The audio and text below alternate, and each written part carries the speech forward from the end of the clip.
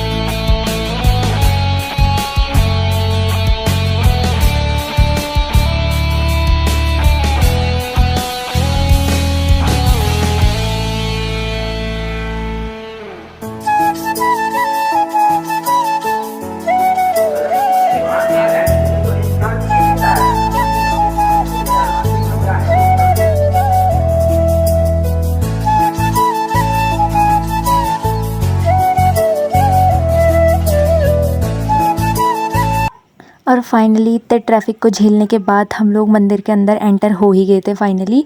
और सबसे पहले यहाँ पे हम लोग लगा लेते हैं टीका, सारे घर वाले और मैं और मेरा भाई, हम सब लोग टीका लगा लेते हैं। और इस मंदिर की बहुत सारी पुरानी कहानियाँ हैं, मतलब कि ये मंदिर का निर्माण कैसे हुआ था और यहाँ पे क्या कैसे हुआ था, तो मैं आज इस व्लॉग में वो बताने वाली हूँ। तो सबसे पहले तो ये माना जाता है कि ये जो मंदिर था, इसका निर्माण 9वीं 10वीं शताब्दी के टाइम पे हुआ था। यहाँ पे को सबसे पहले एक बीच झाड़ियों के बीच में एक शिवलिंग हुआ करती थी, जहाँ पे एक गाय रोज़ आकर अपना दूध वहाँ पे दे जाती थी।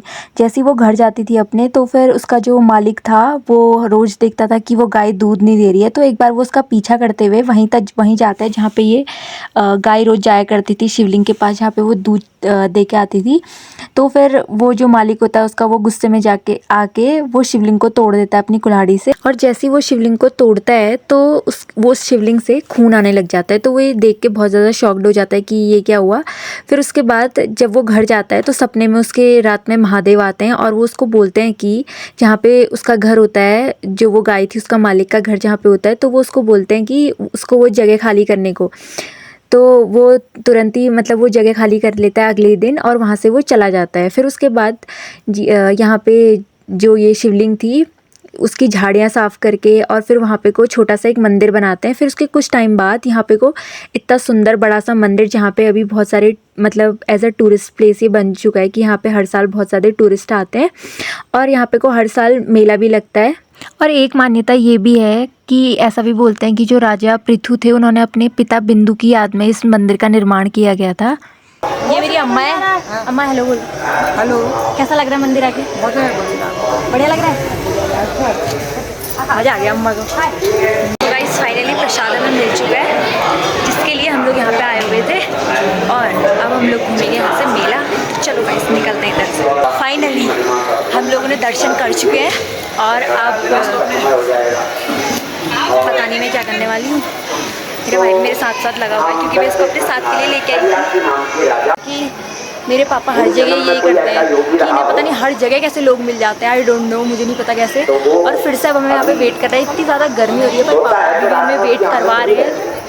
कुछ चीज़ बताऊँ, मैं और मेरे भाई गए थे पापा लोग को बुलाने क्योंकि मम्मी लोग बोल रहे थे पापा लोग को जल्दी से बुला के लाओ। पर मेरे पापा को अगर कोई मिल जाता है तो कुछ देखते नहीं है, वो वहाँ गप्पे मारने में लगे। और यहाँ पे मैं, मेरे भाई और मेरी मम्मी लोग सब लोग हो रहे हैं बोर। हम क्या कर सकते हैं क्योंकि इधर उधर नहीं जा सकते। अगर खो गए तो मिल भी नहीं सकते क्योंकि यहाँ पे नेटवर्क प्रॉब्लम है बहुत ज़्यादा। तो फिर हमें ऐसे काम चलाना पड़ेगा। मेरी मम्मी भी यहाँ पे परेशान हो चुकी है। हेलो बोल दो। क्योंकि मम्मी इतनी देर से पापा का वेट कर रही है, हम सब लोग ही कर रहे हैं बट पापा आ नहीं रहे। तो फिर मम्मी ने यहाँ इतना बड़ा मुँह फुला के बैठ रही है कि तेरे पापा ऐसे ही करते हैं, देखते हैं क्या होता है। और इतना वेट कराने के बाद पापा फाइनली पहुंच जाते हैं यहाँ पे को। और फिर इसके बाद पापा को सुननी होती है कथा, क्योंकि यहाँ पे रोज़ 11 दिन ये मेला चलता है और यहाँ पे 11 के 11 दिन कथा होती है। तो मेरे पापा को तो कथा में ज़्यादा इंटरेस्ट है तो पापा बोलते हैं कि थोड़ी देर कथा भी सुन लेते। वैसे ही हमें घर से बहुत ज़्यादा लेट हो चुका था और मुझे वेट हो रहा था कि कब हम लोग मेला घूमें, पर पापा को थोड़ी कथा सुननी थी तो वहाँ भी जाना ज़रूरी था।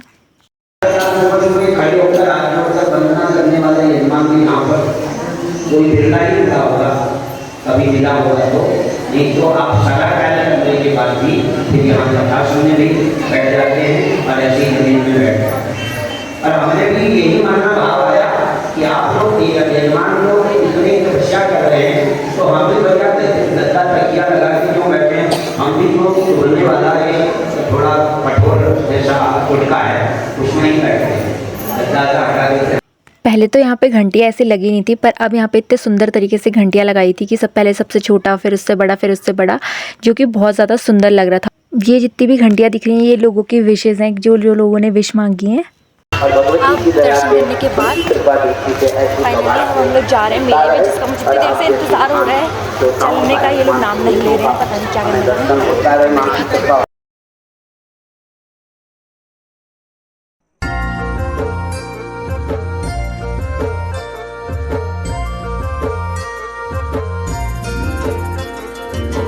डाली डाली फूलों की तुझको बुलाए रे मुसाफिर मेरे उत्तराखंड में, बादलों की ओर के ओर। Guys let me tell you one thing कि पूरे इस मेले में मैं एक छबरी चश्मा लेके आई हूँ। तो कमेंट में ज़रूर बता देना कि ये चश्मा कैसा लग रहा है। एकदम बड़ी छबरी लग रही है, छोटी वाली छबरी लग रही है। तो गाइस फाइनली हम लोग आ चुके हैं और मुझे ये मिला है इतने मेले में घूमने के बाद। मैं एक फ़ोटो फ्रेम लेके आई हूँ क्योंकि मुझे अच्छा लग रहा था और तो मुझे कुछ भी नहीं पसंद आया। तो चलो मिलती हूँ आपसे घर जाने के बाद।